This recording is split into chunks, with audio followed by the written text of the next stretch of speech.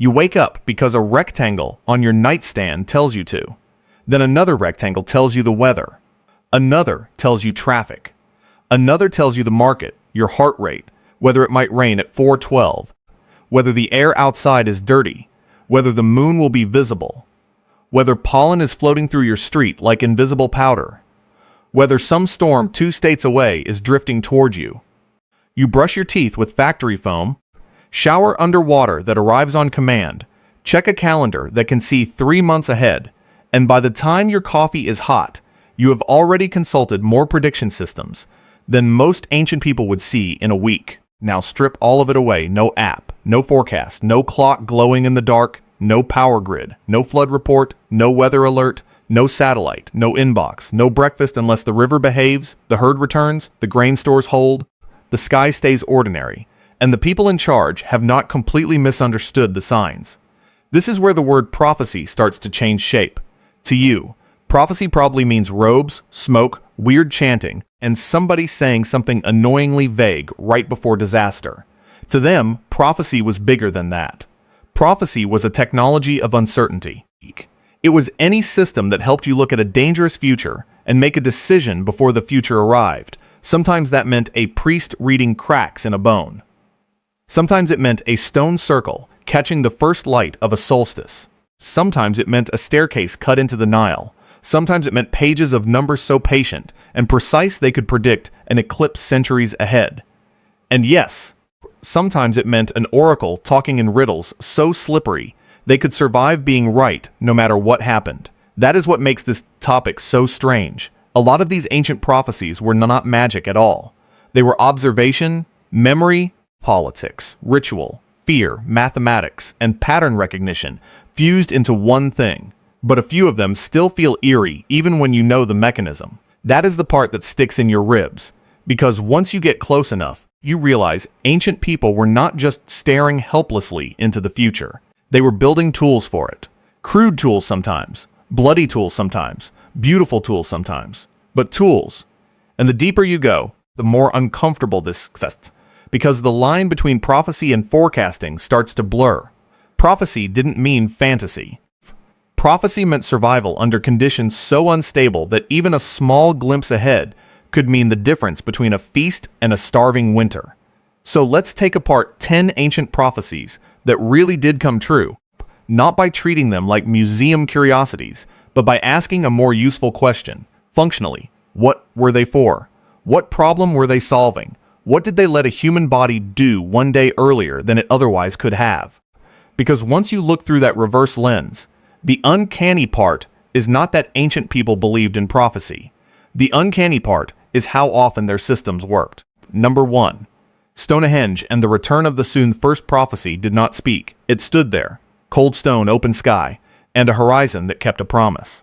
Imagine being alive in a world where winter is not a cozy season with wool socks and online shopping and a soup recipe you forgot to save. Imagine winter as a pressure on your chest, long dark, rotting stores, hungry animals, frozen mud, smoke trapped in your lungs, the smell of damp hides and old ash clinging to everything.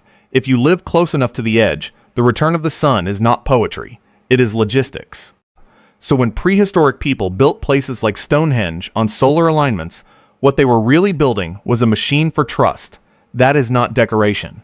That is a future arriving exactly where it was supposed to arrive. To you, a solstice is a calendar fact you barely notice unless someone posts a nice photo. To them, the sky itself was telling you the year had turned. This is where the reframe matters. The prophecy was not that a priest says warm days are coming. The prophecy was the architecture. The stones did the talking. They let people gather and watch the cosmos keep an appointment. And the psychological effect of that must have been enormous, because when you live among uncertainty, regularity is sacred, not metaphorically, literally sacred. If the sun keeps its line, maybe the world is still legible. Maybe the herd routes will hold. Maybe the plants will return. Maybe the rituals are working. Maybe your ancestors were right. We modern people sometimes laugh at the idea that stone monuments could predict anything. But that is because we have outsourced seasonality to packaging. Strawberries in winter, light at midnight, heat on demand. You can go months without really feeling the planet tilt. They could not, they felt it in their fingers, in the speed of dawn, in the length of shadow, in the smell of wet ground thawing underfoot. So yes, call Stonehenge a monument if you want. But functionally, it was also an annual prophecy engine. It predicted the return of a crucial turning point by locking human memory to celestial repetition. And every year the prediction came true. The sun hit the mark again. The world had not slipped off its hinges. Strange, isn't it? The oldest prophecies may have been the least mystical. They were geometry large enough for a community to stand inside. To them, prophecy wasn't always a sentence. Sometimes prophecy was a sunrise that could be trusted. Number 2. The Nile that foretold hunger or abundance. The second prophecy smelled like river mud, not incense, not parchment, mud. Heavy, brown, life-making mud. Ancient Egypt did not just admire the Nile. It depended on it the way your body depends on blood staying inside your veins. Too little water and fields failed. Too much, and the same river that fed you could rip apart roads, drown livestock, and turn order into panic. So the Egyptians developed nilometers, structures designed to measure the rise of the Nile and help forecast what kind of year was coming.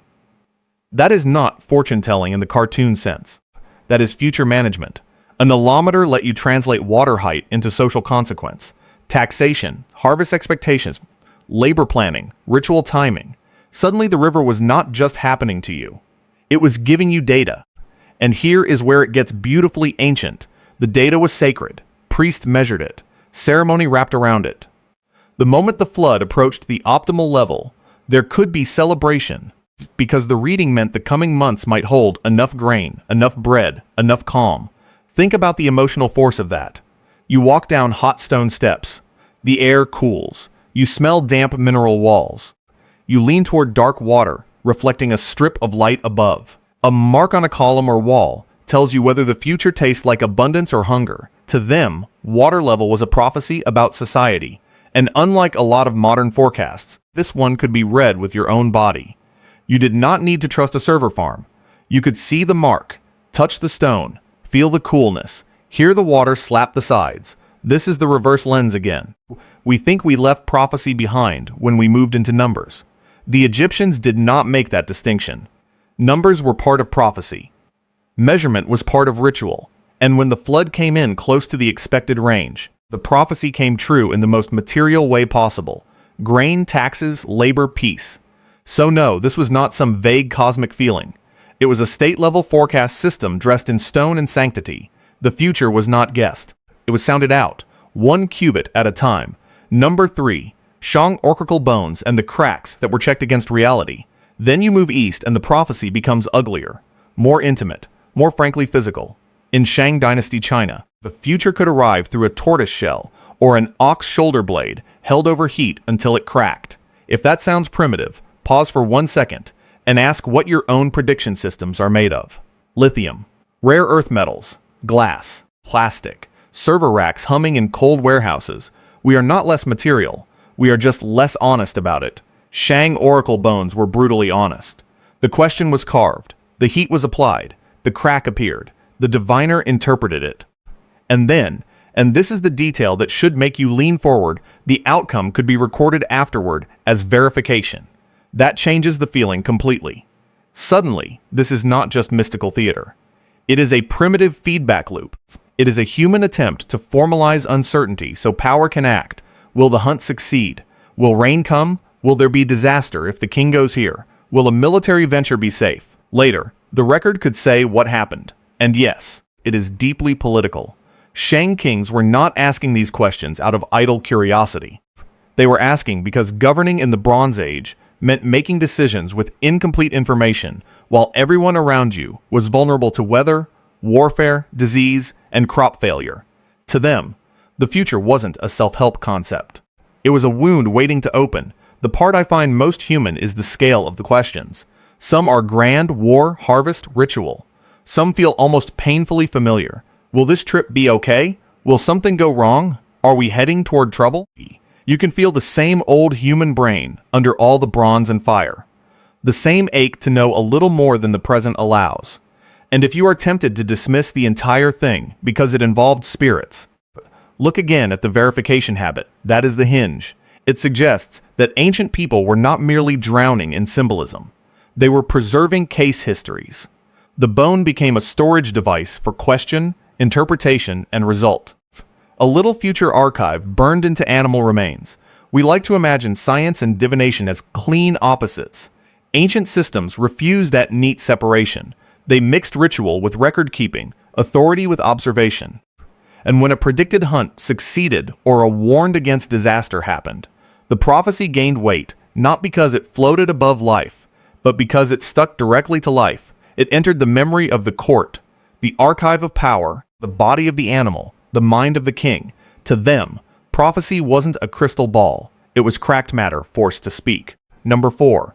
The Babylonians and the Eclipse pattern hidden in the sky now shift to Mesopotamia, and the whole thing gets cooler, flatter, and somehow even more eerie. Clay tablets. Night sky. Patient repetition. The Babylonians discovered something that still feels like a whispered cheat code. Eclipses repeat in patterns, not perfectly in the modern sense, but enough to build expectation, enough to warn a king, enough to make the sky less random than it looked. Sit with that for a moment. No telescope, no modern orbital mechanics, no clean chalkboard equations, just generations of eyes, scribes, and careful records. This is where the title starts sounding less like exaggeration and more like a challenge. No body can explain how. Actually, we can explain a lot of it. They watched, they counted, they compared. But explanation does not make it less impressive. If anything, it makes it more so, because this was not an accident. It was civilization-level attention. And in Mesopotamia, eclipse prediction was not an abstract hobby. Eclipses were omens, especially for kings. A lunar eclipse could signal danger or death at the top of society, which led to one of the strangest political responses in human history. If an eclipse was predicted, a substitute king could be installed temporarily to absorb the omen, and when the danger period passed, the real king returned. Imagine what that says about prophecy functionally. Prophecy was not only about knowing, it was about buying to respond. It created a policy window, a system of ritual risk management. The prediction came true not just because an eclipse appeared, but because a whole chain of action followed from expecting it. The sky darkens. Courtiers tense. Priests recite. A stand-in king may sit on a throne that could get him killed. That is not superstition floating above politics. That is superstition structuring politics. And then along comes Thales of Miletus. The Greek philosopher later said to have predicted a solar eclipse in 585 BCE, the famous eclipse that reportedly interrupted a battle between the Medes and the Lydians. Even if modern scholars remain unsure exactly how Thales did it, or how much of the story is embellished, the point still lands. We think he may have borrowed or adapted knowledge rooted in earlier Babylonian patterns. So even one of the most famous single genius prophecies in ancient history may actually be a case of inherited data moving across cultures. To them, a darkened sun was still terrifying, but terror was no longer the whole story. Someone, somewhere, had begun to notice that the heavens repeated themselves, and once the sky becomes legible, the future stops being a wall and starts becoming a map, blurred, incomplete, but real. Number 5. Delphi, Croesus, and the prophecy that destroyed the man who believed it. But then you reach Greece, and prophecy becomes verbal, dangerous, flexible, almost annoyingly alive. This is the part modern people usually think they understand, because it sounds familiar. An oracle says something cryptic. Someone misunderstands it. Disaster follows. But if you only stop there, you miss the deeper point. Delphic prophecy was not just about the sentence. It was about interpretation under pressure. In other words, it was about how human beings hear what they want to hear when the future is expensive. Take Croesus, the king of Lydia, dripping with wealth, confidence, and exactly the kind of self-belief that history loves to punish.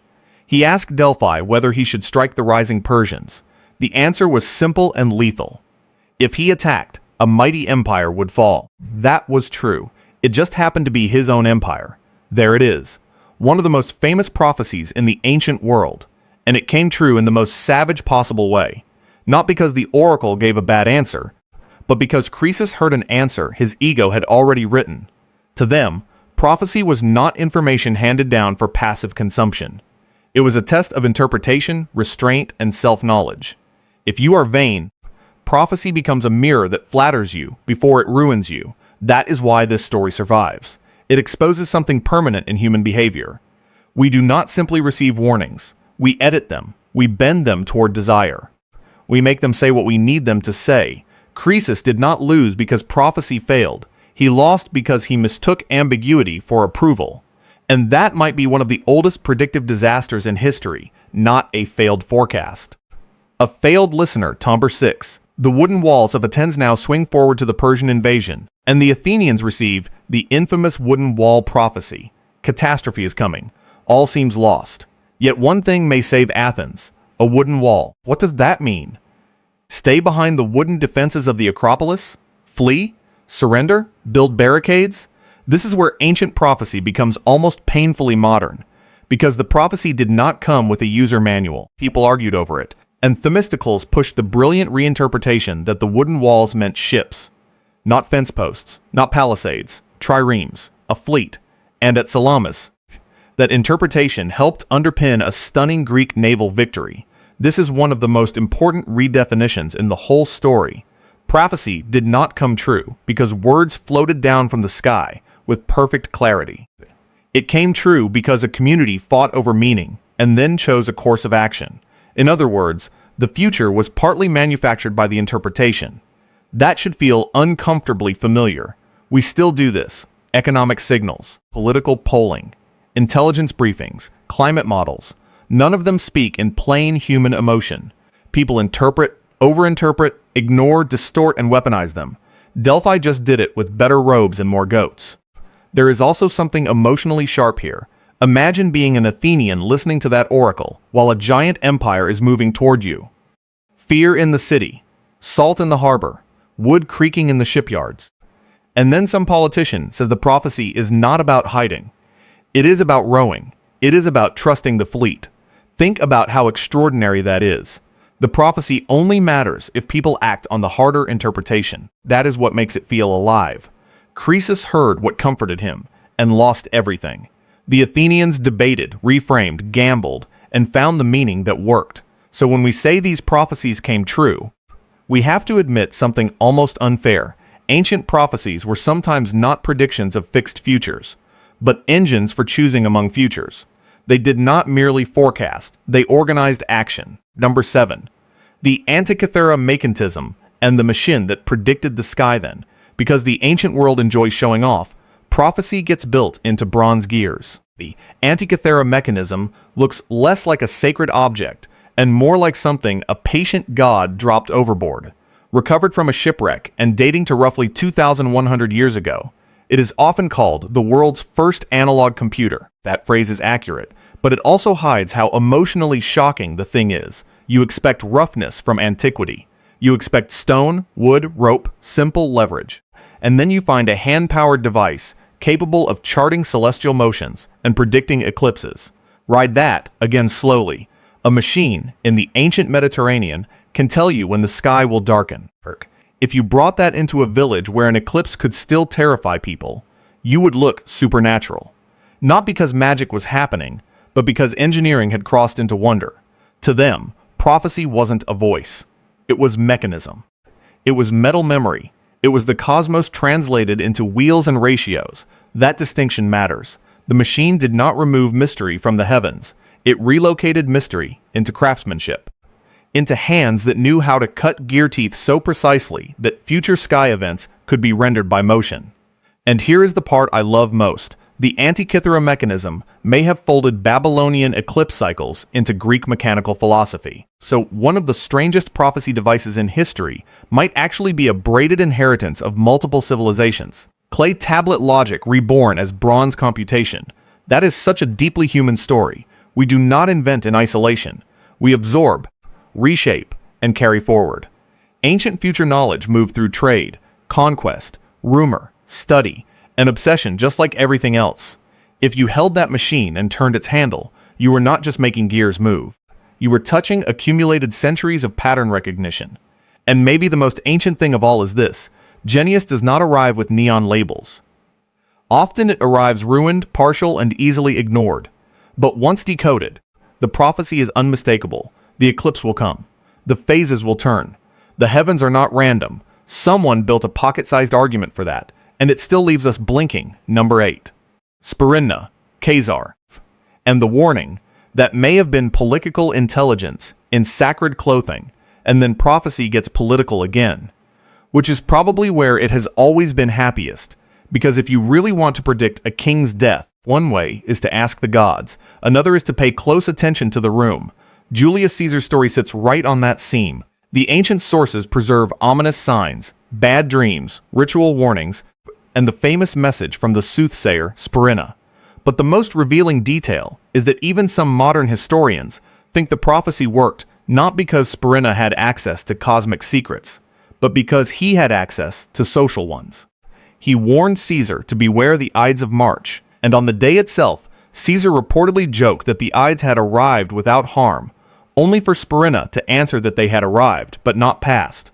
That line survives because it is perfect.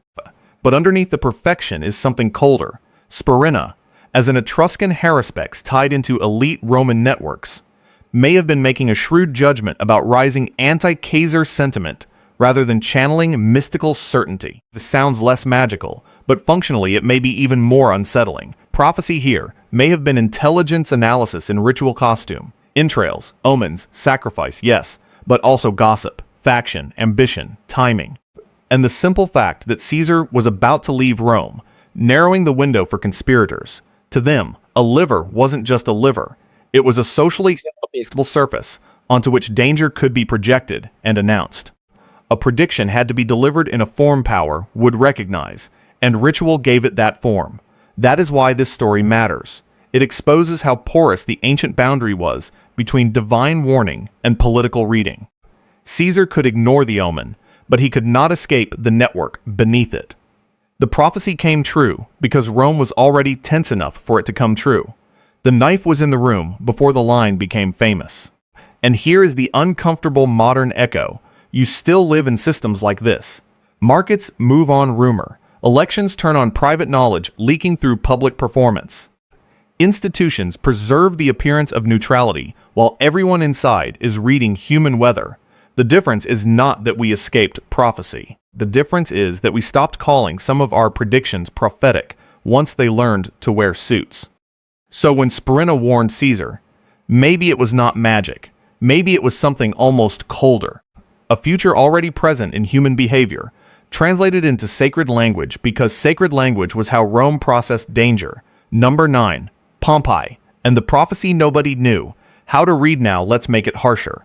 Because not every true prophecy saved anyone. Some arrived as readable signs that people simply lacked the conceptual tools to understand.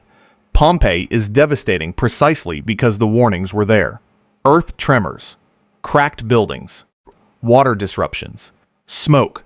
But to the Romans living around Vesuvius, these did not form a coherent forecast the way they would to a modern volcanologist. That sentence should bother you, because it means knowledge is not just about seeing a sign. It is about having the right frame to connect the sign to consequence. The Romans were not stupid. They were context-bound. They lived beside a long, quite quiet volcano. Tremors were frequent in Campania. Strange signals did not yet add up to what they would mean to us now. In other words, the data was present, but the model was missing. That is such a brutally important human lesson. A prophecy can come true in front of your face, and still fail as prophecy if your culture cannot decode it. To them, smoke might be curious, tremors might be annoying. Underground violence might belong more naturally to myth than to geology. You can smell the sulfur, hear the crockery shaking, watch cracks reopen in repaired walls, and still not understand what tomorrow is about to do to you. And this is where the reverse lens starts turning toward you. If you were dropped into Pompeii a week before the eruption, you would feel superior for maybe 10 minutes. Then what? You do not have seismographs. You do not have a monitoring agency. You do not even have a vocabulary that your neighbors trust. You can say volcano, but if the social world does not organize around that word, your knowledge is socially weak. You would sound strange, maybe panicked, maybe mad. They were the normal ones there. You were the odd one carrying a concept nobody had institutionalized yet. That is the flip. The future is never read by isolated brains alone. It is read by brains inside cultures. Pompeii's warning signs did not fail because nature was silent. They failed because the society reading them did not yet know the grammar. Number 10, the Maya, the Dresden Codex, and the future maintained by counting. And that brings us to the Maya, who might be the cleanest final example, because they combine ritual, mathematics, and eerie long-range forecasting so tightly it almost feels unfair. The Dresden Codex, one of the best-known surviving Maya books, contains tables tied to eclipse prediction and the movements of Venus. This matters for two reasons. First, it shows that ancient prediction was not always vague. Sometimes it was numerical, cumulative, and astonishingly durable. Second, it reminds you that divinatory calendars and practical astronomy were not separate worlds. The Maya kept a sacred calendar and also tracked celestial cycles with a seriousness that could project eclipse expectations far ahead. To them, the sacred and the calculable were not enemies. They were roommates, maybe even twins. This is one of those moments where your modern categories start squeaking under pressure. We want religion over here, science over there, symbolism in one box, arithmetic in another. Ancient systems keep reaching across the line and smiling at us. The future was holy because it was patterned. Foretold was holy because it let society align itself with forces bigger than any king. And if you think that sounds abstract, pull it back into the body. An eclipse in an ancient world is not just a cool event with protective glasses and a live stream. It is a rupture in daylight. Birds change. The temperature shifts. Shadows sharpen oddly. The stomach notices before the mind finishes explaining. If a society can tell you that such a rupture sits inside a future window, that matters. Even if the prediction is expressed in ritual terms, it changes the emotional weather of a community. The prophecy comes true because the cosmos keeps its own appointments, and because human beings learned how to count well enough to meet it there. There is something very moving about that.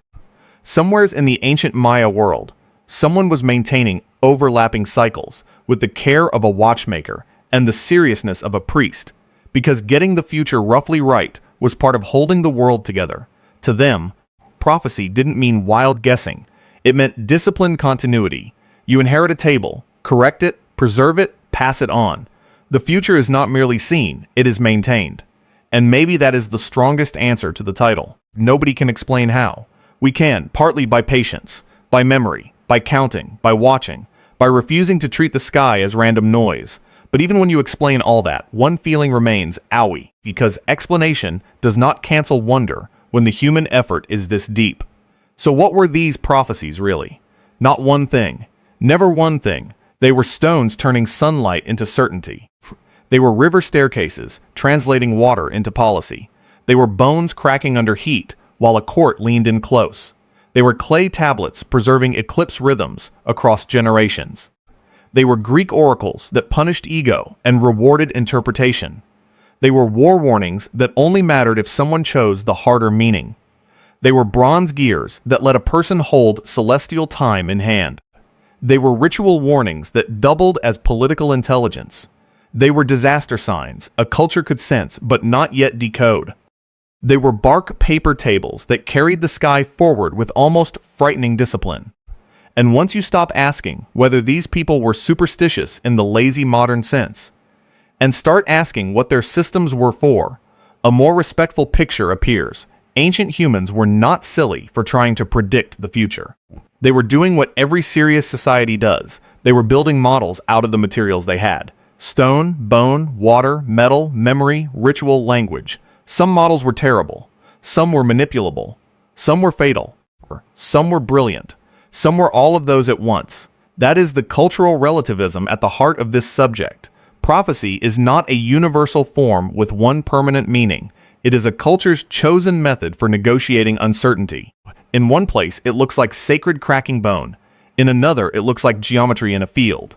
In another, it looks like a scribal archive of celestial cycles. In our world, it often looks like a dashboard, a forecast map, an actuarial table, a probability band. Same hunger, different costume. So maybe the final strange line is this. If you could travel back and ask an ancient person whether they trusted prophecy, they might stare at you and ask how you could possibly live without it. Because from their point of view, the future was too dangerous to meet empty-handed. And from theirs, the truly bizarre creature might be you. The person who walks under patterns shaped by river, season, disease, politics, fire, and sky, yet feels no need to notice them unless a device vibrates first. That is the real reversal. These old prophecies did not come true because the ancients were less rational than us. Many came true because they were paying attention in ways we no longer have to, and maybe no longer know how to. The future, to them, was not a blank wall. It was a textured surface. Bone, smoke, star, flood, rumor, shadow, gear. Touch enough of it for long enough, and sometimes it touched back.